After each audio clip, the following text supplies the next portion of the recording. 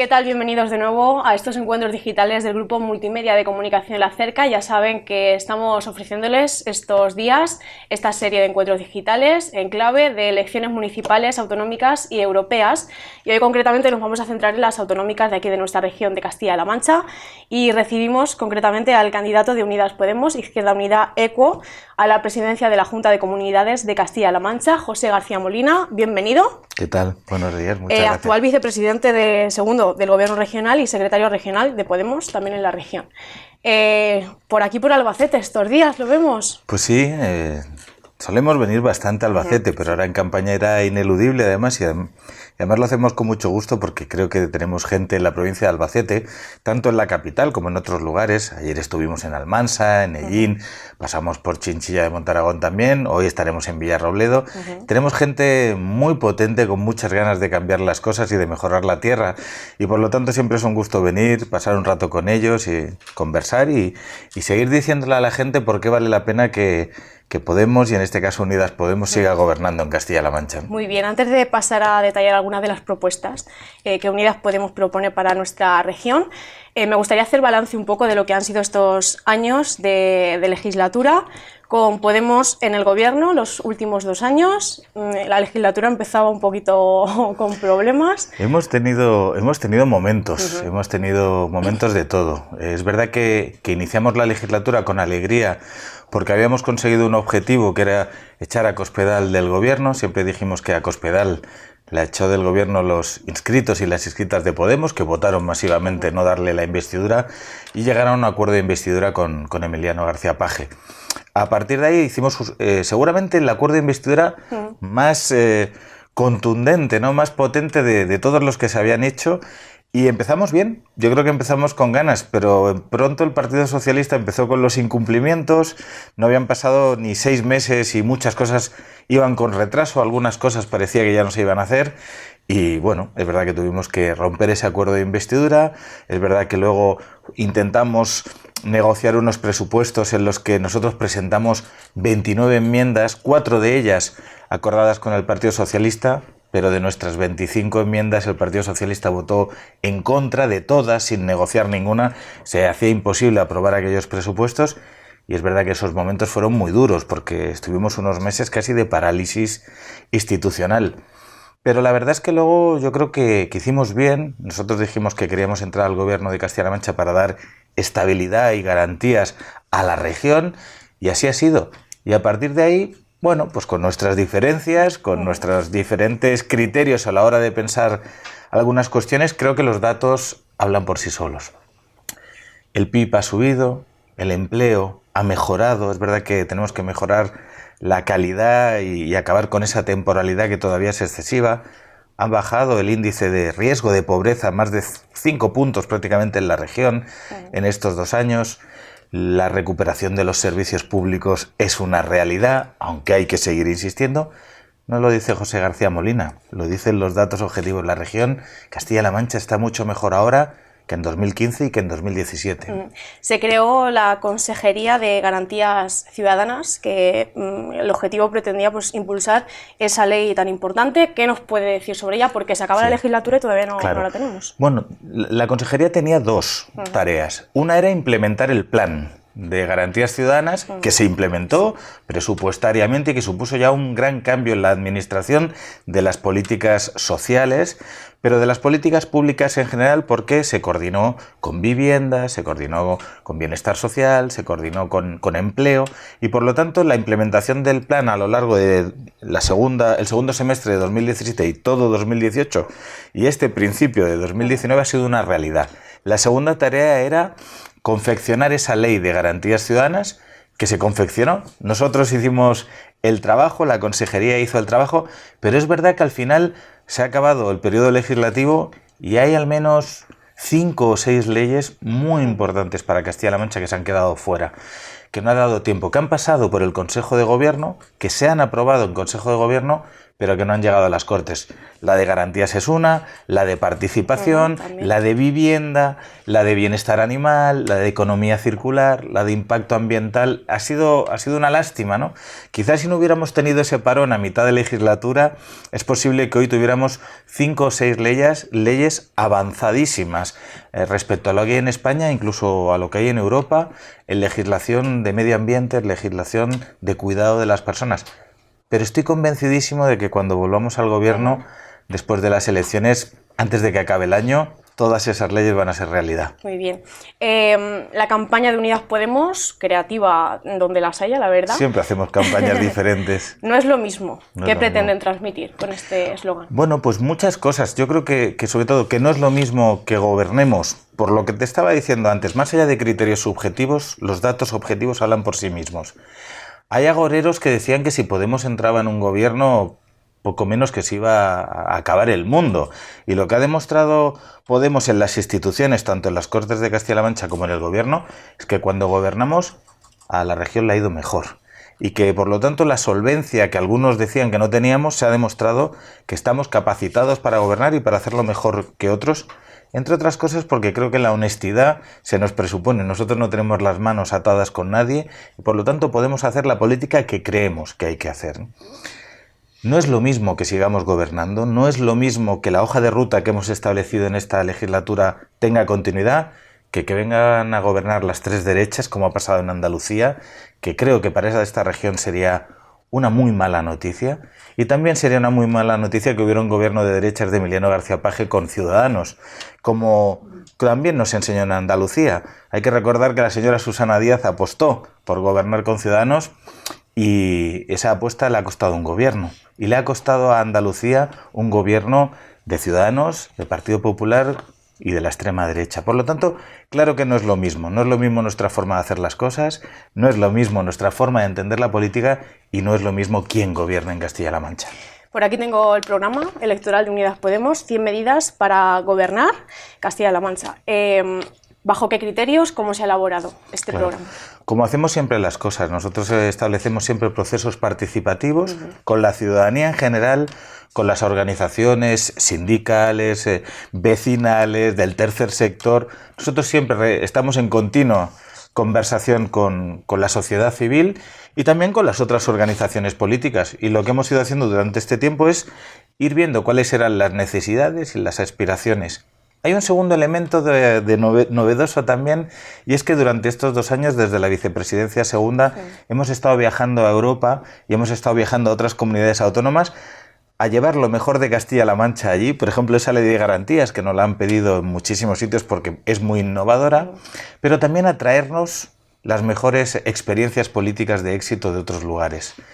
Y por eso en este programa también hemos dicho que íbamos a darle la vuelta al mundo, que íbamos a traer lo mejor de Europa y de España a Castilla-La Mancha, y esos han sido los 2 criterios: participación ciudadana, participación institucional y experiencias de éxito de otras comunidades autónomas de España y de otros lugares de Europa, que conforman para mí el programa más concreto, pero más innovador de todos los que se han presentado.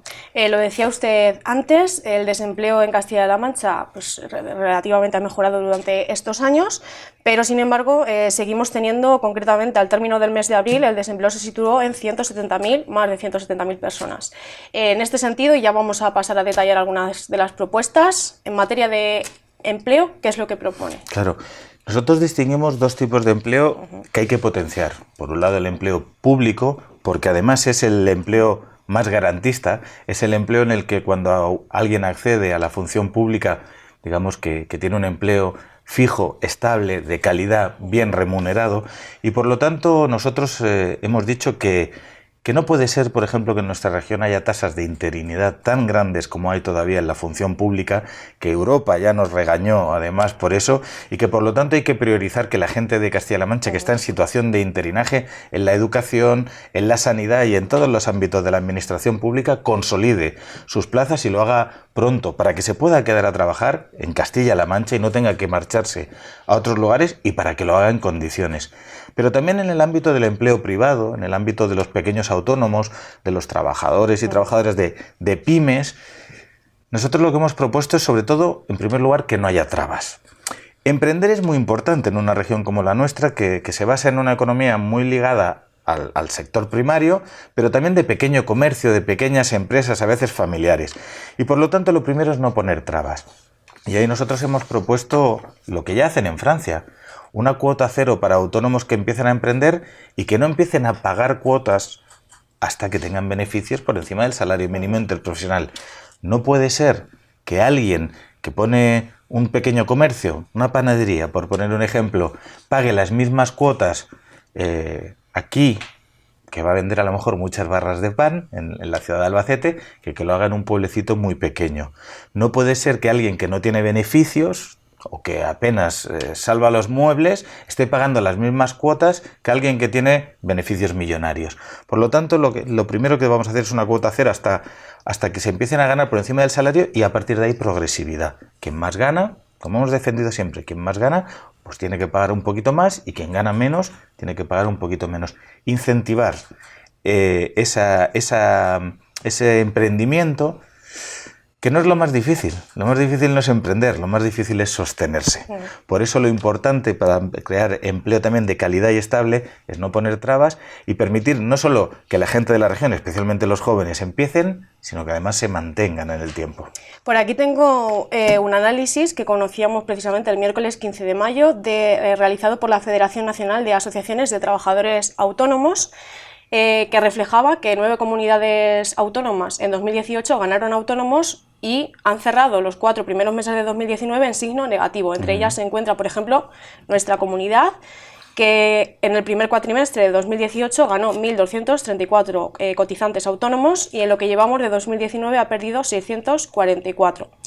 Según estos datos, el presidente de esta asociación Lorenzo Amor, afirmaba que es prioritario generar un clima de estabilidad y confianza para crear empleo estable y facilitar las iniciativas emprendedoras y empresariales. Estoy completamente de acuerdo, y ahí va en la línea de lo que acabo de decir. El problema no es solo emprender, el problema es sostenerse. Si yo creo 1000 nuevos, si se crean condiciones, porque hay ayudas, porque hay incentivos para que haya 1000 o 2000 nuevos autónomos, pero 6 meses después o un año después tienen que cerrar su negocio porque no se sostiene, pues bueno, estamos haciendo un mal negocio, hablando en plata. Yo creo que la gente tiene que poder, como decía, no tener trabas para empezar, pero sobre todo tener garantías de que se va a poder sostener, que si yo no puedo hacer frente a los pagos porque no estoy teniendo beneficios o porque no me está marchando bien el negocio, tener un sostén, y que no se me apliquen los mismos criterios que a quien está teniendo beneficios por miles de euros o cientos de miles de euros o millones de euros si llegara al caso, ¿no? Por lo tanto, creo que esa es la clave. Tener una ley de protección de los autónomos, que también la llevamos en el programa, no poner trabas y hacer no solo que la gente, y especialmente la gente joven, insisto, que yo no quiero que se tengan que marchar. Hemos perdido en los últimos años casi 100.000 personas en Castilla-La Mancha, y eso es un drama. Queremos que los jóvenes que tienen además talento, energía y ganas se puedan quedar en Castilla-La Mancha, no poner trabas y ayudar a que se mantengan en el tiempo, que es la clave. Y hacer también que vengan aquí a Castilla-La Mancha grandes empresas. Por supuesto, cuando nosotros dijimos grandes o pequeñas, no hay que, a veces nos obsesionamos con las grandes empresas porque es verdad que crean muchos puestos de trabajo de golpe, pero también sabemos que estas empresas grandes, cuando vienen medio mal dadas, se deslocalizan y se marchan a otros lugares, ¿no? Y lo que la historia reciente demuestra, y no tan reciente, es que la pequeña o mediana empresa familiar que tiene raigambre en los territorios resiste mucho mejor las crisis, trata mucho mejor a los trabajadores y a las trabajadoras, y por lo tanto hace, como a mí me gusta decir, hace región, hace Castilla-La Mancha. Entonces, pero por supuesto, si hay empresarios de otras comunidades autónomas que quieren venir a implementarse a Castilla-La Mancha y a echar raíces en Castilla-La Mancha, les vamos a abrir las puertas encantados. Muy bien. Vamos a hablar ahora de vivienda. Es muy necesaria hacer vivienda pública, de alquiler, social, porque hay muchas personas que llegan a fin de mes y que prácticamente casi no pueden hacer frente al gasto de alquiler, gasto de luz, gasto de agua. ¿Qué propone Unidas Podemos? Nuestro plan de garantías ya hablaba de la garantía habitacional.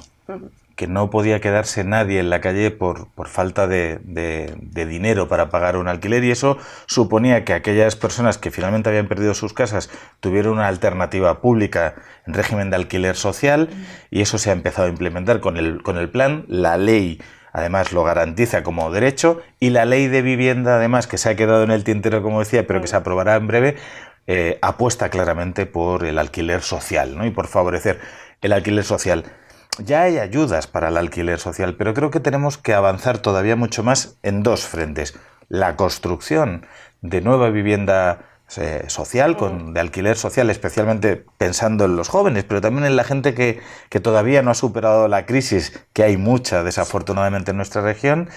Y luego una segunda vía que nosotros ya apostábamos, y es que los planes de empleo de los ayuntamientos, conveniar y hacer un gran plan para que los planes de empleo sirvan para rehabilitar vivienda que muchas veces se ha quedado obsoleta o está en malas condiciones. Y en Castilla-La Mancha, en algunas ciudades de Castilla-La Mancha, hay mucha vivienda que se podría rehabilitar, que se podría ayudar a que la gente la ponga en régimen de alquiler social.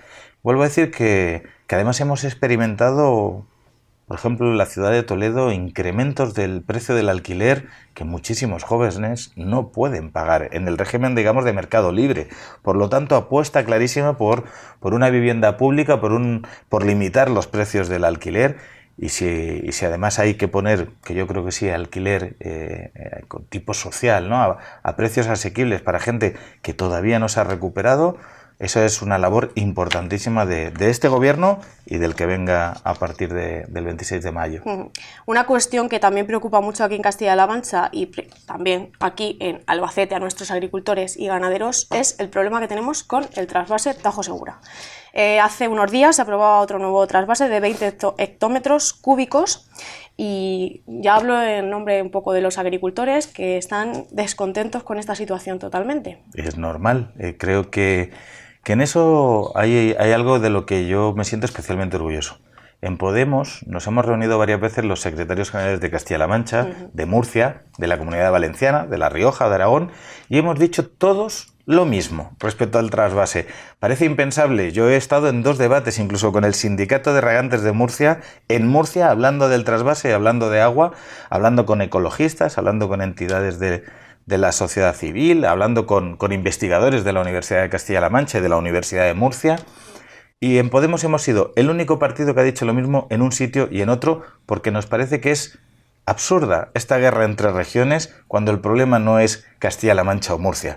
El problema es que se ha mercantilizado el agua, que se ha hecho del agua un negocio y que hay, sinceramente, quien se está haciendo rico y millonario con el agua de todos. Y eso es lo que no puede ser. En Podemos hemos dicho en todas las regiones que el modelo de trasvase está agotado y que se tiene que acabar ese modelo, porque además tenemos otras fuentes. Tenemos las desaladoras, tenemos los acuíferos que bien explotados con criterio de sostenibilidad, con criterio, digamos, de una gestión pública y transparente, acabando con los pozos ilegales y con los regadíos ilegales. Hay agua realmente para el desarrollo de todas las regiones. Esta guerra política lo que enmascara es un gran negocio del agua y hay que acabar con ese negocio. Lo que pasa es que cuando los partidos que nos han gobernado hasta ahora, Partido Socialista o Partido Popular, están en Castilla-La Mancha dicen una cosa, pero cuando están en el gobierno central dicen otra. Y eso les ha pasado a los dos. Nosotros de principio ya decimos lo mismo en todas las comunidades autónomas. Y estoy convencido de que si ganamos en Murcia o ganamos en Castilla-La Mancha o ganamos el gobierno central, vamos a acabar con ese trasvase que es infame, pero sobre todo porque hay que acabar, como decía, con el negocio del agua, que es el verdadero problema. ¿Se hace necesario un plan hidrológico del agua a nivel nacional? Se hace necesario un gran pacto, pero de los de verdad, no como los pactos de educación que llevamos haciendo desde toda la democracia y que luego no se concretan nunca en nada porque no se alcanzan.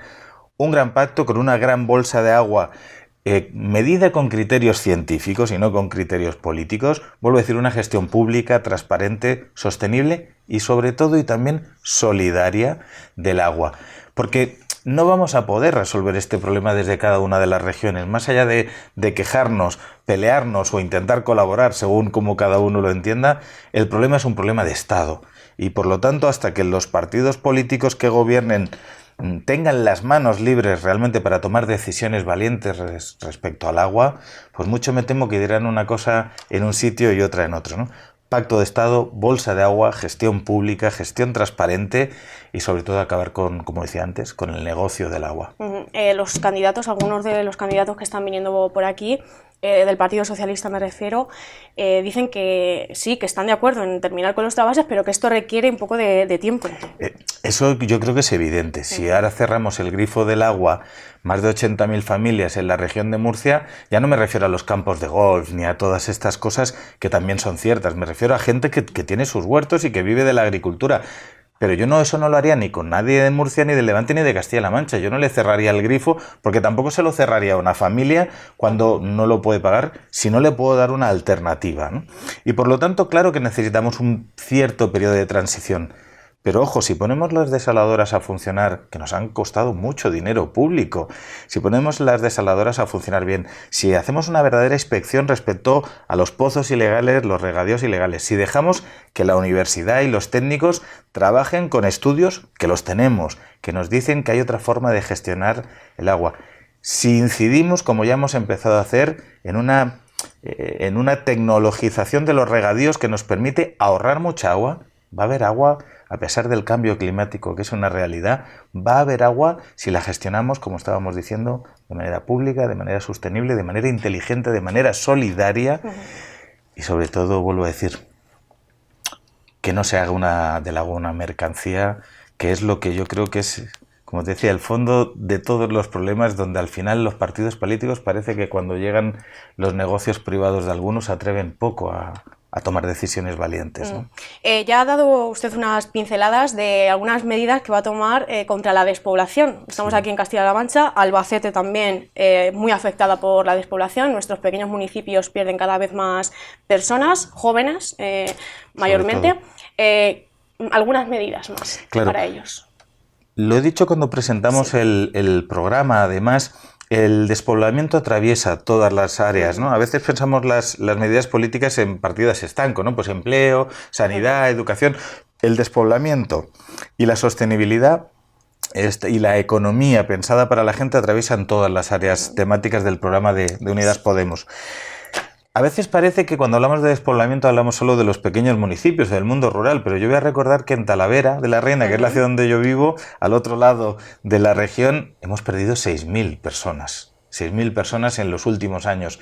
Son muchas personas para una población como Talavera. Por lo tanto, el despoblamiento afecta mayoritariamente a las zonas rurales, eso es una evidencia, pero está afectando también a algunas ciudades importantes de nuestra región. El despoblamiento se puede trabajar desde distintos frentes, se debe trabajar desde distintos frentes. El empleo, como hemos dicho, es uno.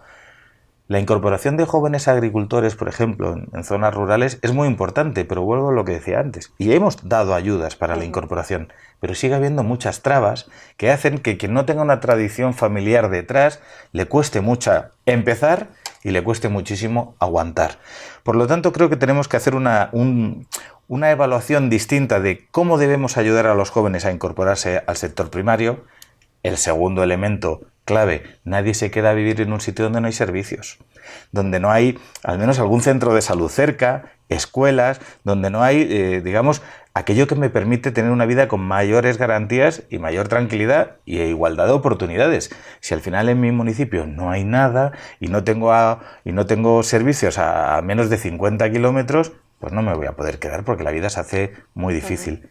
Hablábamos también antes de emprender, cuando te decía que no es lo mismo poner una panadería en un pueblecito de 500 habitantes o de 1.000 habitantes a ponerla aquí en el centro de Albacete, es que si no permitimos que la gente emprenda con una fiscalidad que tenga en cuenta el índice de ruralidad, el índice de la realidad que viven esos pueblos, pues va a ser muy difícil que nadie emprenda allí. Se vendrán a emprender a la capital o se irán a emprender a otras comunidades autónomas. Por lo tanto, no poner trabas en el emprendimiento, los servicios públicos de cercanía para fijar población, dar garantías y dar seguridad y hacer eso, ¿no? Que los jóvenes puedan incorporarse a los sectores productivos de nuestros lugares con mayores garantías. Hemos hecho una propuesta que ya se ha empezado a hacer en otros lugares y también en Castilla-La Mancha del contrato relevo para que justamente la juventud pueda incorporarse, ¿no? Y tomar el relevo de aquellas personas que ya están en su última etapa de vida de vida laboral. Favorecer todas esas cosas es favorecer que los jóvenes que se quieran quedar en Castilla-La Mancha, y yo espero que sean todos y todas, pues puedan hacerlo en condiciones. Vamos a hablar de financiación autonómica. Hace unos días conocíamos que Pedro Sánchez se comprometía ante la Comisión Europea a abordar la reforma del sistema de financiación en esta legislatura, y así lo figuraba el Plan de Estabilidad 2019-2022 remitida la semana pasada a Bruselas. El sistema de financiación es uno de los asuntos más trascendentes del Estado de las autonomías. Requiere poner de acuerdo a la mayoría de las comunidades autónomas con independencia del signo político de su ejecutivo, y hasta ahora los sucesivos gobiernos centrales solventaron el asunto poniendo más dinero sobre la mesa. Esta reforma, ¿cómo afectaría aquí a todas estas cuestiones que estamos hablando en Castilla-La Mancha? Pues de manera muy evidente y muy importante. Nosotros también hemos hecho una propuesta que en lugar de fijar techos, fije suelos de lo que necesita cada comunidad para cumplir simplemente lo que llamamos los derechos fundamentales de las personas, para que la gente tenga la misma igualdad de oportunidades en Castilla-La Mancha o en cualquier otra comunidad. Nosotros hicimos un cálculo y un estudio, y entre 2009 y 2016 Castilla-La Mancha había dejado de ingresar, si lo hacíamos proporcionalmente a otras comunidades, a la media de las otras comunidades autónomas, 1.200 millones de euros cada año. Cada año. Estábamos hablando de 8.000 en esos 6-7 años, de más de 8.000 millones de euros, es decir, un presupuesto anual entero.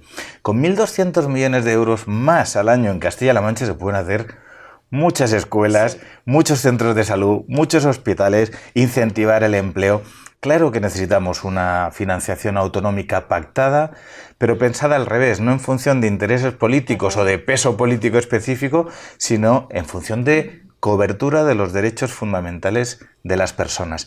Si utilizamos ese criterio, va a haber un mejor reparto en todo el país, y yo creo que cuando se da esa cohesión económica, cuando se da esa cohesión de igualdad de oportunidades, cuando las comunidades, en lugar de competir, cooperan, los conflictos territoriales que aún seguimos teniendo seguro que van a desinflamarse mucho. Cuando algunos buscan salidas a los conflictos con Cataluña o con Euskadi o con otras comunidades en una especie de guerra total, yo creo que se equivocan. Eso, en lugar de generar cohesión y en lugar de generar la unidad de este país que todos buscamos, genera mayor división.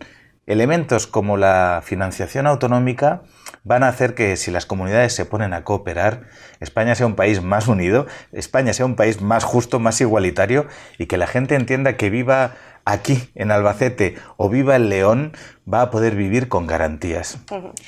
Aprovechando su presencia aquí en el Grupo Multimedia de Comunicación La Cerca, le tengo que preguntar sí o sí por el Hospital de Albacete, una infraestructura.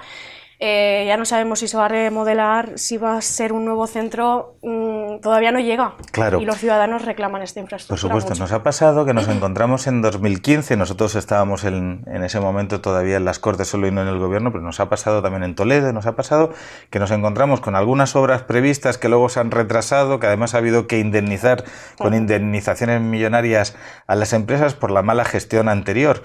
Y ahí se abría un debate de edificaciones nuevas o reformar lo que teníamos. Nosotros siempre hemos sido partidarios de que si tienes un hospital o cualquier otro servicio público que se puede rehabilitar y sigue siendo suficiente para prestar el servicio, hay que optar por ello, porque es más barato en todos los sentidos, no solo en el económico, también en el de impacto ambiental, en el de molestias a la ciudadanía. Es verdad que cuando hablamos de infraestructuras tan importantes como hospitales, la necesidad sería que lo tuviéramos hoy, y la realidad es que esas obras, yo puedo hablar muy bien del nuevo hospital de Toledo y del viejo, porque vivo muy cerca de los dos, y el viejo ya está vetusto, es verdad, ya es insostenible, pero el nuevo todavía no acaba de llegar porque son obras muy, muy importantes, ¿no? Yo creo que hay que apostar por la rehabilitación, pero con todas las condiciones, y en el momento en que los hospitales, y para eso sirve la previsión política, si la población sigue creciendo en Albacete o en su provincia, cuando un hospital va a ser insuficiente y hay que construir otro nuevo, ¿no? Es verdad que la salud nos preocupa mucho a todos y que es seguramente uno de los elementos que más urgencia y que más ansiedad genera en la gente, pero vaya, desde la parte que nos ha tocado tanto en las Cortes como en el Gobierno, nuestra apuesta por la sanidad pública y por prestar la mejor atención posible con la mayor rapidez posible ha sido muy clara, ¿no? ¿Tendríamos esa remodelación del hospital de Albacete en el menor tiempo posible? Por lo que hemos estado hablando en los consejos de gobierno y por lo que a mí me consta, la idea, por supuesto, es acelerar al máximo. A veces no depende solo de las decisiones del gobierno y depende también pues, de con los convenios con las empresas que tienen que hacerlo, y a veces esas cuestiones, lo voy a llamar así, burocráticas, que no es cuestión de voluntad, pues hacen que las cosas vayan más lentas que de lo que a uno le gustaría, ¿no? Pero el compromiso es firme. Vamos a hablar ya sobre encuestas, ya hablando un poco después de ese 26 de mayo, vamos a ponernos en el 27 de mayo. Las encuestas del CIS reflejan que en Castilla-La Mancha el Partido Socialista obtendría entre el 15 y 18 diputados. La mayoría absoluta, recuerdo, está en 17. Unidas Podemos le dan entre 2 y 3, Partido Popular entre 11 y 14, Ciudadanos también entre 2 y 3 y Vox entre 0 y 1. ¿Qué valoración hace de estas encuestas? Yo siempre hago la misma valoración de las encuestas cuando nos dan 0 y cuando nos dan 3. En momentos digamos, de tanta inestabilidad política, yo no digo que las encuestas siempre se equivoquen, a veces aciertan, pero se equivocan más de lo que aciertan. Y por eso las miramos, las contemplamos y decimos, vale, pero no nos fiamos demasiado. Siempre pongo el ejemplo de cuando llegamos en 2015, nos daban 0, y al final, y creo que a Ciudadanos le daban algunos, y al final pues fue justo al revés. Nosotros hemos acabado en el gobierno de Castilla-La Mancha y ellos no entraron ni siquiera en las Cortes, por lo tanto con muchísima cautela, ¿no? Yo creo que se equivoca, y en eso sí que me lo apostaría casi, aunque no soy yo de apostar, en que nadie va a tener mayoría absoluta. Me parece muy complicado en este escenario que alguien obtenga una mayoría absoluta, y por lo tanto se va a seguir necesitando de pactos y de cogobiernos. Y aquí llega las 3 opciones que parecen delinear las encuestas y que yo hacía referencia antes. O un gobierno como el que tenemos ahora, que creo que es lo que mejor le sienta a Castilla-La Mancha y los datos están ahí, o un gobierno de las 3 derechas a la andaluza, que sería como volver a una Castilla-La Mancha un poco en blanco y negro, algo que hemos vivido en etapas no tan pasadas y que hizo que algunos que no nos dedicábamos a la política tuviéramos que dar un paso adelante y decir no podemos soportar más este tipo de políticas. O bueno, un tercer escenario que sería un gobierno como el de Andalucía anteriormente, Susana Díaz con Ciudadanos, pues aquí Emiliano García Paje con Ciudadanos. Vuelvo a decir que yo creo que quien sepa leer la historia tiene que aprender de sus lecciones, y un gobierno de Emiliano García Paje con Ciudadanos creo que no le iba a gustar a los socialistas de verdad, a los socialistas de corazón, a la gente progresista de la región, porque Ciudadanos es un partido que se ha derechizado completamente y que está gobernando con la extrema derecha en Andalucía, que está aprobando reformas fiscales para favorecer a los ricos, lo acabamos de ver, y que no es lo que creo que necesita Castilla-La Mancha. Pero eso no es una decisión nuestra, es una decisión de Emiliano García Paje, y él tendrá que decidir, si es que le dan los números, con quién quiere gobernar y cuál es su hoja de ruta, ¿no? Emiliano García Paje ya le está haciendo guiños a Ciudadanos. Sí, por supuesto, yo lo he dicho muchas veces, yo lo puedo entender. Yo puedo entender que a Emiliano García Paje no le haya sentado bien gobernar con Podemos, pero insisto que a la región le ha sentado muy bien. Yo puedo entender que él se sienta más cómodo con una opción como la de Ciudadanos, que está al servicio de quien le mande. Y yo puedo entender que le moleste porque nosotros hacemos que Emiliano García Paje sea mucho más socialista de lo que realmente es. La mayoría de las medidas más potentes, más progresistas que se han tomado en estos 4 años han sido propuestas de Podemos. No habría una ley de transparencia en Castilla-La Mancha si Podemos no hubiera estado ahí, una ley avanzada como la que tenemos. No se habría congelado el presupuesto a la educación concertada para que todo eso fuera a la educación pública si Podemos no estuviera ahí. No se hubieran empezado a pagar los veranos a los profesores interinos o bajado las ratios si Podemos no estuviera en las Cortes. Yo entiendo que a lo mejor Emiliano tiene las manos atadas con otra gente. Nosotros trabajamos para la ciudadanía en general, para los trabajadores. Y él tendrá que ver si con Ciudadanos se siente más cómodo, tendrá que explicárselo a sus electores. Aquí mismo, en Albacete, nos estamos jugando un diputado con Ciudadanos. Sí. Nos estamos jugando un diputado con Ciudadanos, Unidas Podemos.